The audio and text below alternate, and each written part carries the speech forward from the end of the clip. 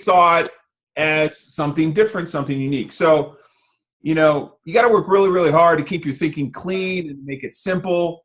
And, you know, if you can stay there long enough, and you'll have breakthroughs. And for my wife, she kind of got it a year later from someone else. And she got into the business, but I'll come back to the business here in a moment. But over the last, 15 years, I've had the great fortune to listen to a lot of health professionals, a lot of really, really smart people with a lot of, acronyms at the end of their name. And we as a company, we as a consumer goods company have brought a narrative or a story or the case to be made for what's called, prevention. And that never did anything for me. I was off the couch. I was fit. I was doing stuff. So for the Olympians on the horn tonight, this is what I've come to learn about these plant powders and how they can make the body work. Food makes the body come alive. Good food makes it work. Great food makes it perform. And so what I've been able to sort of take all of that education from the doctors and the science and the medical side and really translate what's going on in the body to sort of just the language of how athletes think. And it's got to be related to performance. And, if you think about us, we're more alike than we are different. If you go inside the hood, what makes, grandma come alive and my daughter come alive and the greatest generation and the next generation and type 2 diabetic, type A personality and an Olympian, weekend warrior, all of that human physiology, when you get under the hood, what makes, our organs, our systems, our cells, tissues come alive, turns out to be grounded in some pretty basic things. Conditioning can be physical, and conditioning can be, chemical. There's biomechanics and there's biochemistry. Putting chemistry in your favor as it relates, using food well, using food right, using food as a weapon is a thing in athletics. But most of the sports nutrition, conversation, conventional wisdom in sports nutrition has to do around what I call the gasoline side of the conversation. Think of car, gas, and oil. The gasoline is carbs, proteins, and fats. It's caloric. Whether it's trying to bulk up, mass up, put on mass or lean out. It's all related to calories and energy. And it's a really important part of getting your body to perform. Where we come into the equation with plant powders, certainly, the produce concentrates or Juice Plus doesn't have any calories. It's just everything else. And it's the oil part. So what is the oil part? If the gas is carbohydrates, proteins, and fats and calories, what's the other stuff? Well, it's everything else. And that's vitamins and minerals and enzymes and antioxidants and phytochemicals. And what is that? Just plant powder, plant matter, plant chemicals, plant nutrients. And there are tens of thousands of those things. And when they combine inside whole food, it's just in time sort of biotechnology to go into your system and do stuff. And what does it do? There's three things that food does. It fuels, it builds, and it conditions. We fuel for energy. We build for matter, meaning the mass and matter of us. We discard about 300 pounds of cells a year and recreate 300 pounds of cells a year. And that third pillar, what I call the blind spot in sports nutrition, really is the blind spot. And it's conditioning function. When I say conditioning function, what do I mean by that? So if replenishing glycogen is about carbohydrates and rebuilding damaged muscle proteins is about amino acids and protein, this conditioning of function, this third pillar, what I call the blind spot, is where most athletes fall short. Most athletes don't get her done, as it's the same for us civilians now who don't consume enough produce. For Bart Simpson, it's 9 servings a day, guys. For women, it's 7 servings a day. And I say round up. If you're active, for women, it's 9. For if you're active man, it's into double digits. If you're an athlete, I can assure you, you should be consuming double-digit servings of produce a day. Problem with that, doesn't have a lot of calories. It's got a lot of fiber. It will satiate you quick. You can't sit down and eat 4 apples. That just sounds counterintuitive. Doesn't make sense. There's just not enough calories to serve as a caloric requirement. When I was an athlete, I'd eat 6, 7, 8,000 calories a day. I could not do that on plant matter alone. But what does eating that much plant matter do to your body and make it work? And so just real quickly, because I don't have a lot of time tonight, it does some very powerful things. And really the narrative of what it does is elevate your ability, your physiological ability, what's called the adaptive response. And under the adaptive response is recovery and durability. And if you think about being able to go into a gym or going onto a court or whatever sport you pick and bang your body hard and beat it up hard and train hard that day and break tissue down, you got to go to sleep at night and then wake up refreshed, recovered, rejuvenated, replenished, and ready to pound and go again. Now, the famous quote in sport is there's no such thing as overtraining, only under recovery. And if you think about that from a human performance standpoint, human performance happens in recovery. So what these plant powders actually do, these produce concentrates do, is they get inside your body and they do things physiologically overnight, have you get up and perform and go do, because you've had an adaptive response inside of you that's delivered either physiological durability to keep you maintaining a training regimen, or a recovery response where you've trained hard and you're refreshed and ready for the next day. And what do I mean by recovery or durability? So inside your body, you need to protect tissues, you need to modulate cells and tissues, and you need to activate organs and systems and things. So just some couple examples. Athletes work wicked hard to develop more energy output in their muscles. You know, whether it's strength, anaerobic, whether it's power, endurance, all of that has to do with energy output. And energy output comes from one tiny little organelle in all our cells. It's called the mitochondria. Well, that thing about the mitochondria, and this gets a little geeky, and I love having some beers and talking about all the geeky stuff, but you got to maximize energy output as an athlete, and your mitochondria is where it comes from. So athletes work really, really hard to develop what's called mitochondrial density in let's say a red blood cell in their muscle, or a red muscle cell, or a cell in their muscles. Sorry about that. And what will happen is they'll take 2 steps forward and 1 step back, and they won't do what's called the protection of mitochondrial density. That's kind of a fancy term just to say oxidative stress, free radical damage, mitochondria. Right at that point of combustion where the mitochondria creates the energy molecule, free radicals start to proliferate. I don't have time to go into all that. Here's the bottom line is you want to preserve that gain. You want to preserve that gain with protection. So whether it's protecting yourself from oxidative damage, oxidative stress, or sort of the inflammatory response, when you bang your body hard as an athlete, you inflame that body, you break that tissue, it inflames, and you want to reduce inflammation to heal faster. So from a protection standpoint, oxidative stress and inflammation, 2 biggies.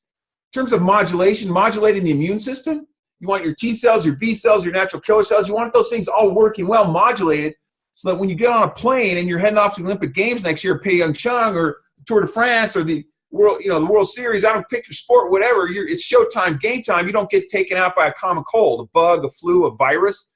You got to have a frontline defense. So modulating immunity, that's a big deal. The final thing is activation. What do you want to activate? You want to activate vascular capacity. Turns out your vessels, are run by this thing called the endothelium. What makes that thing plastic, gives it plasticity, has the ability to expand, contract. It turns out is affected by the biochemistry of food from nutrient-dense food. This endothelium actually has some plasticity and works better. So that's the activation side. So whether you're protection, modulation, activation, developing sort of conditioning functionality across your physiology it's a gameplay. It can give you a competitive advantage. Food does things to the body over time. So these little itty bitty plant powders may not do anything for you in a day, in a week, even a month, even a couple months.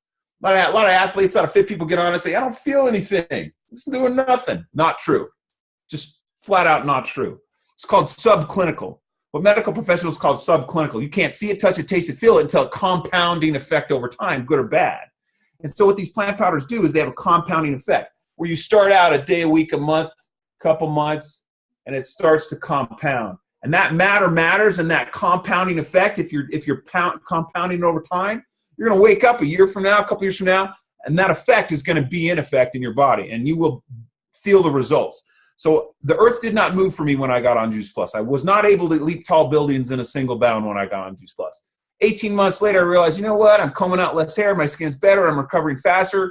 I can go out on the field, play, and bang hard as a 40-year-old with 30-year-olds or 20-year-olds. Now I'm 50. Now it's 30s. You know, I can play hard, get up, and I can do it again.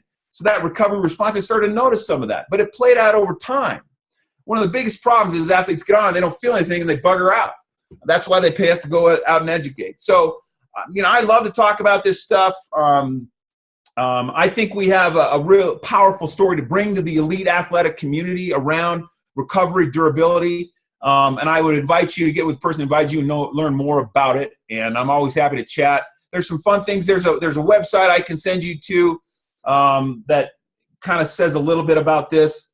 If you reference at the end or ask me at the end, I can give it to you. But transitioning over, how much time do we have left? Probably not much time. About 10 minutes? All right. Sorry about that, Jeff. Yeah, we're good. We got 10, 15 minutes. All right. I do want to say, if anyone has any questions, I'm certainly willing to hang out afterwards. I don't know how long the call is able to last here, but if you want to ask a question, there's a chat box down there. I can reference that chat box at the end. And if you got a question, whether it's on the the product side or the business side, bring it on. Ask your questions. Try to stump me. Shark Tank. All right. So I guess the business was really hard for me. I did not get it. I came with massive baggage, huge ego. Olympian, wallstreet.com. I did business in the boardroom. I got my degree in finance. And I looked at these plant powders. I got it as a consumer. Cool. I did not get how I could make money off of little itty bitty fruit and vegetable powders, let alone provide for my family, right? But I was happy my wife was into it, and I was like, "You go, girl." It was like her little thing. I was like, "You go be a distributor. That's cute." I didn't say that, but kind of condescending in my brain. I just didn't understand, right? That's kind of the bottom line. I had an illusion of knowledge, and I didn't know what I didn't know. So my wife she became a distributor. She came home one day and she goes, I'm going to do this on the side as a business. And I'm like, awesome. It's the one thing I did right. I was a supportive husband. And if that's all you can be right now, then that is powerful. Just be a supportive husband. The other thing, I did one other thing in that I attended events. I was her date. I showed up in the back and I sat in the back and I listened and I marinated and I pondered and I poked the bear and, I met the people and I started having beers with them. I was like, hey, these are real people. They don't have 3 eyes and 2 horns. And, I was like, tell me more. Then I went at some boot camps and then I went to a national conference, and I don't need to bore you with the 4 or 5 years of my mental brain damage because I had a tremendous amount of resistance. I had many stereotypes, which are pretty common in this business, like network marketing conjures up all kinds of monkey wrench game, conversations. But what I realized is as different as Juice Plus is to the vitamin pill industry, right? And I think of a multivitamin in the pantry shelf for your brain. You got a multivitamin over here, that approach. And then you got plant powders and produce concentrates, completely different, right? Like totally different.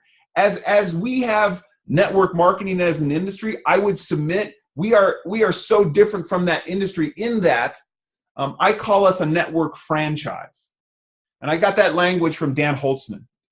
So what are some distinctions about a network franchise that I learned that I did not know coming in, but we don't know what we don't know. And if we hang out long enough and we poke the bear and we uncover the rocks and we ask the questions, we're going to get our answers. But most people give up and they bail.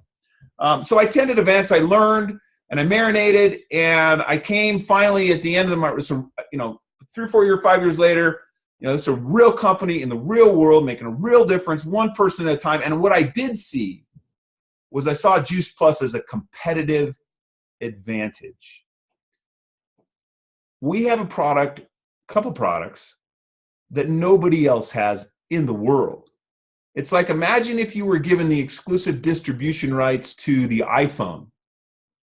That'd be a pretty good business, wouldn't it? The thing about the iPhone is you see it and then you tactily start, and then it just kind of speaks for itself, right? Kind of like the Tower Garden, right? It is nothing like it. You see it, it's iconic, you touch it, like kind of sells itself. What part don't you get? Juice Plus, a little bit more Not obvious, right? That's why they pay us to go out and educate, gift and share, make those distinctions. Produce concentrates, multivitamin. That's when I go out and talk most of the time to strangers, I say, hey, have you ever heard of produce concentrates? You know, I don't say, have you ever heard of Juice Plus? Because most people have, and they think it's a multivitamin. So why not go out and say, hey, have you ever heard of a large-headed tennis racket? Or have you ever heard of toothpaste in a tube? Or have you heard of this thing called internet search? It's an amazing company called Google. They invented internet search. Like, they didn't invent it, but, you know, toothpaste in a tube. Oh, we're Crest, right? Big-headed tennis racket. Oh, we're Prince. You know, these categories, when you get people to understand categories and they believe in the category, you know, we're kind of done. So it's like, yeah, we've pioneered those categories. So network franchise is a new term. No one's really ever heard of it. And what does it do? It says, cool, tell me more. So how are we different than everyone else out there? I don't know of another network marketing company that has healthcare benefits. I'll throw that straight up. Like, I've been living on healthcare benefits for a decade, and they're good benefits. I've had like 3 surgeries in the last year because I beat my body up playing with 30-year-olds on the soccer pitch. But they're fun. They're sports medicine kind of injuries. So I don't know of another company where 85% of their revenue comes from, you know, customers only. You know, most network marketing companies are buyers clubs. You know, it's join the club and buy the stuff. Join the club and buy the catalog. You know, 85% of, you know, we did 600 plus, I think 650 million last year. Maybe 600 million last year in 2016, best year ever in our company's history. Estimates are we're going to cross $1 billion a year by 2020. Like, the train has left the station. Our job is to help people catch up, right? And we do $1 billion in little itty bitty plant powders. Like, that is some serious game. That is a whole lot of kale and a whole lot of broccoli and a whole lot of, you know, all the other fruits and vegetables that we harvest and we juice, we crush into powders and we dry, you know, and we encapsulate. So this company has got game. And I realized early on that we got something no one else has. That, from an athletic perspective, competitive advantage. Some of the other ways that we're different than other network marketing companies is, you know, we don't front end load. You know, it's not $1,000 to buy the kit and buy the business package. You know, we're not out selling $1,000 buy-ins, and so that front end load thing, problematic. But in the world we live in today, you know, the world is changing. The way people earn income is changing, and you know, to be a 1099er, a free agent, an independent contractor, there's all kinds of, you know, ways that independent contractors can play. But the terminology that I use is I'm an agent, like a real estate agent, like an insurance agent, like a sports agent.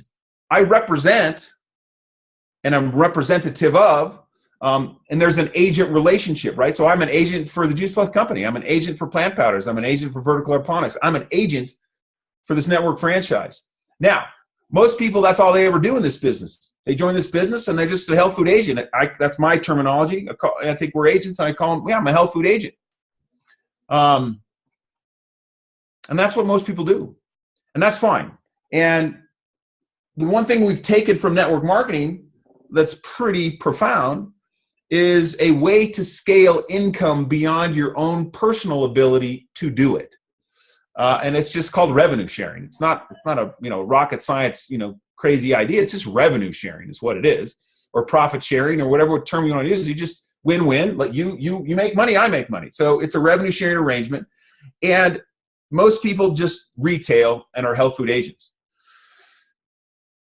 You can build what I call a health food agency.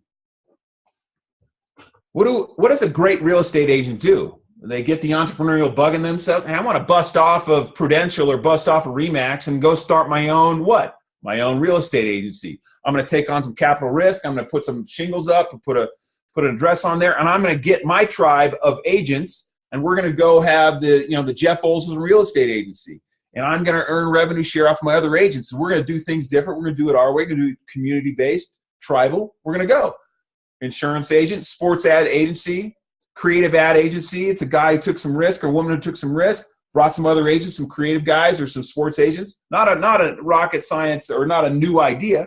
And that's all we do. We're health food agents, or you can build a health food agency. So that's what I have come to learn. But the biggest, I'll tell you, I'm kind of in close, and I see we got Oh, we got some questions here, so we can go over the questions. But kind of in closing on the business, I will tell you this. If you've not come to Anaheim, if you've not come to the big show, if you've not come to see the world show up for this conversation, I would invite you to do it. All of my breakthroughs, my major breakthroughs, have come from boot camps or national conferences. And what you're gonna come and see is you're not unique. Your story is not unique. You're not special. You don't have some big thing. Any other sort of resistance or problem or issue or challenge or resistance or skepticism, you come there and chances are, thousands and thousands and thousands of other people have the same thing. You're going to begin to see your story in other people's story, and you're going to realize that, wow, and that would be my invitation. This was the hardest thing I had to do in this business. The hardest thing I had to do in this business was surrender. I had a lot of resistance, brought a lot of resistance, and this tried and proven system in my little brain was a box, and it was trying to box me in. And when someone used the word aerodynamic and put it in my language, Jeff, it's just aerodynamic. That was just liberating for me. And I realized that it is streamlined, it is tried, it is proven, it is effective, it is efficient. And I would invite you to surrender to the tried and proven system. Now, we as guys, we got to roll a little bit differently. I don't know a lot of guys who do Shred 10. I don't have time to go into all that, but I roll differently in this business. I talk a lot of smack to my guys. I don't try to educate them. I usually just talk smack to them, say, give me your credit card. This is like, so that's a whole other conversation. But I want to go to the questions here. And hey, Jeff, before you jump on those those questions, one thing we like to ask all our speakers is, if you could sum it up that, the business side, what are the 3 things that have made you successful, or that you would do, daily, weekly, monthly, that would help other people build their business? Well, the first thing I did was marry up. So I married my wife. So if we're already married, that's a tough one to do. Yeah. Right? Yeah. And not that I didn't marry up also. That's sort of a freebie. Okay, here's the number one thing. Number one thing. And it's a trait I see across all successful people in this business. And you may want to write this one down. This one's a keeper. Be curious. Like curiosity, if you can find curiosity in that person's story, or find curiosity as to how this works, or be skeptical but curious around this thing, curious, but be curious in an investigative treasure hunt kind of way.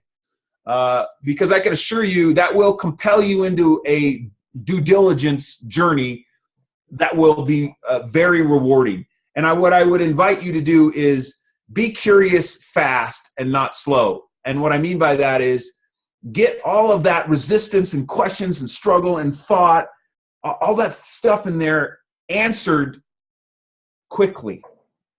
That may end up being that you come to the end of that all-out massive action, say, you know what, this thing is not for me. And that's a no. Move on, fish and cut bait, no worries.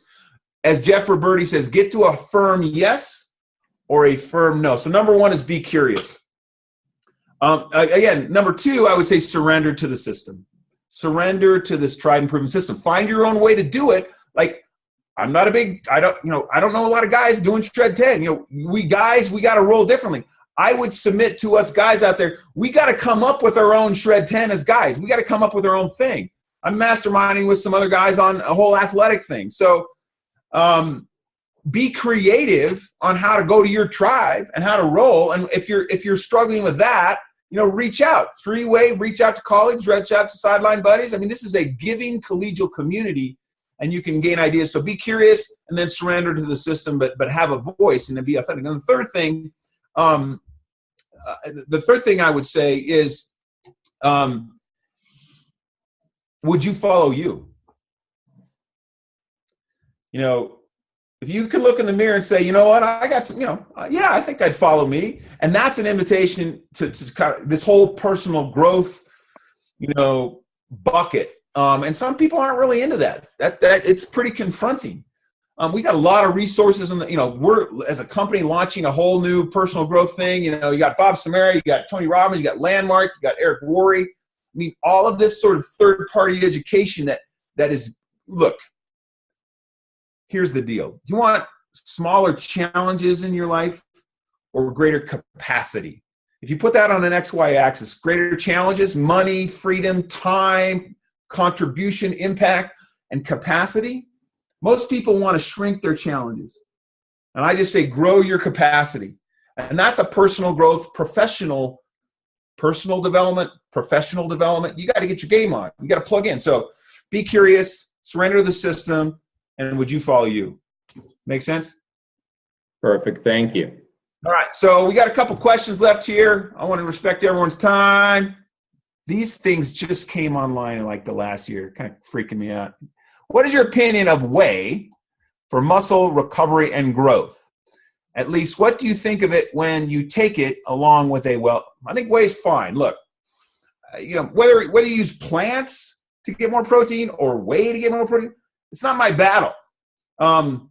If you can get the same amount of protein from plants, I would submit you might be interested to do that, because what is whey a derivative of? Whey is a derivative of dairy, and whey consumed every day. Like this is maybe an athlete. This is a regimen, and you're doing this regimen every day, and you're pounding whey every day.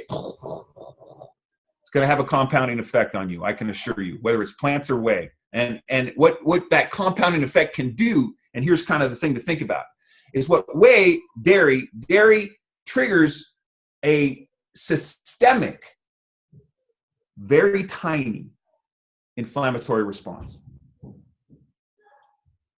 You're not going to feel it in a day. You're not going to feel it in a week. You're not going to feel it maybe in a month. But you compound that systemic inflammation of compounding whey.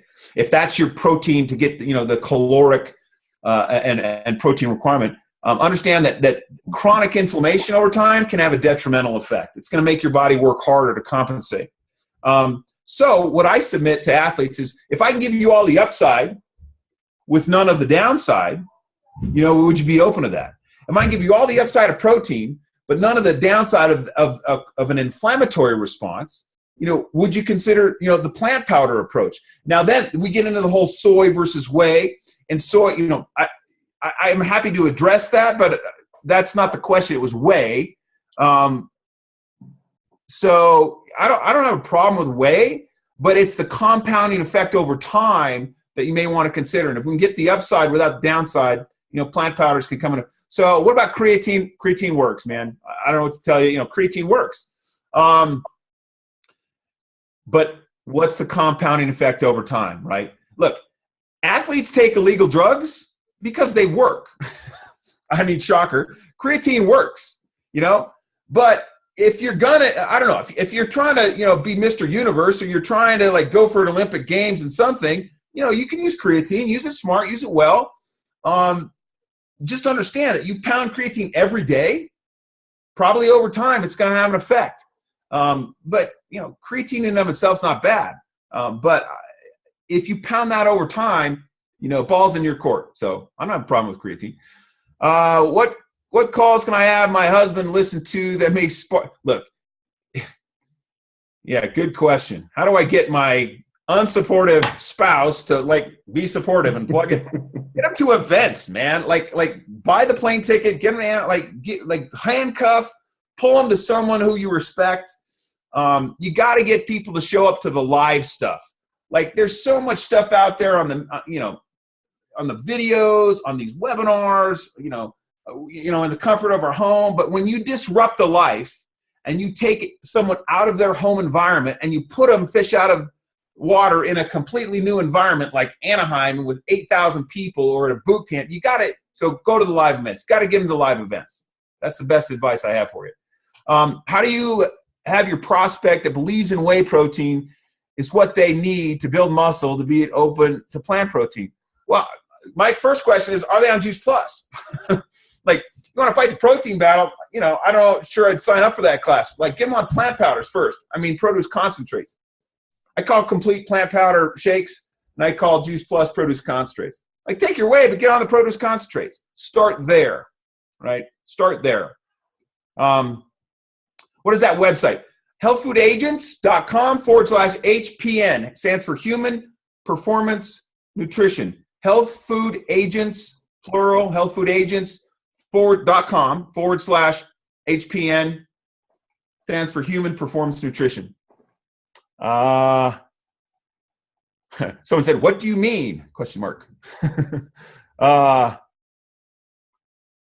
Yeah, a lot of questions about protein. Someone offered you can go to nutrition. Best part of Juice Plus versus these other plant-based proteins over 30. Okay, they're just talking amongst themselves on the chat. So here's the bottom line. There's other good products out there. Look, we've got kick butt products. We've got products that have published efficacy. There's a lot of good. But look, when it comes to shakes, our shakes taste pretty good. In the world of shakes, you put all shakes next to each other, tastes pretty good. Where this comes into play is when you get the uber, paleo Nazi, or the psycho masters, track racer, or the Olympian who's like trying to really figure it out, and they're trying to actually be really practical, and they just want to do what works. And they've been trained to say protein works and eat my way because it works. Yeah, of course it works. But here, the train's left the station, and sports nutrition 2.0, as I call it, food is a weapon, and just try to, use it well and use it like a weapon. And if we can give you all the upside but none of the downside, then that's a thing. When it comes to protein, the urban myth is you got to get it from, dairy and flesh. And so, we all know that kind of conversation. I don't have a lot of protein resistance.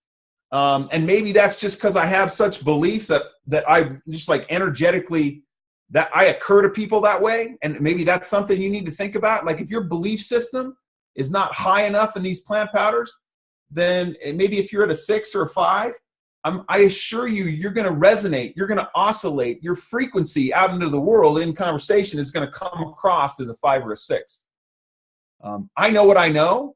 But I know enough to know that I don't know what I don't know. So I'm always curious. I'm always humble. I'm always willing, but I'm always like, bring it on. I love the debate. I love to talk. And if I don't know, what do? You know what? I'm going to call Dr. Mitre.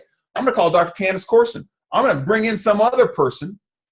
And then what does that show? That shows that you have a collegial group of people, of colleagues that you can bring in. So you can bring in an athlete, you can bring in a mom, you can bring in a doctor, you can bring in and if you don't have on your cell phone, this is homework for the new people. If you don't have on your cell phone your 5 upline, like on speed dial, or if you don't have on your cell phone at least 5 people in this business who make $100,000 a year that you can just like whip out and speed dial, that's on you. That's on you. Here's kind of the summary. This company is up to something. We are going to cross $1 billion. Probably sooner than later.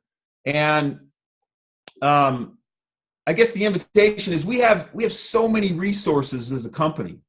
I almost think we have too many resources. The question that you got to ask yourself and your team and look in the mirror is, are you being resourceful?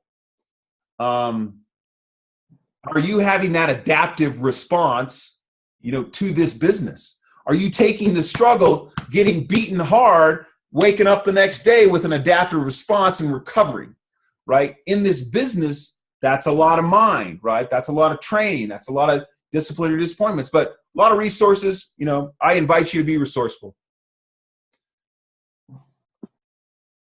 How are we doing? We good? We're good. If you're done, you're over time, but we appreciate you spending that 45 minutes with us. Yes, you don't shred, drink the beer, carbo load for the weekend. That's right. That's right. God bless everyone. Have a great night. And if you want to say anything else, but I'll see you all in Anaheim, and you can reach me on Facebook. But go ahead and wrap her up. All right. No, we're all set. We appreciate it, Jeff. Thank you for spending the time with us tonight. And for those of you out there on the call, we'll whoever invited you to this call, we'll be doing this every second Tuesday of the month. We'll have different male speakers providing their perspective, probably with a beer also. And and so look for that. So thank you, everyone. Yep. Next call is April 13th. And thank you guys for being here. Jeff, thanks again for your time. We really appreciate you.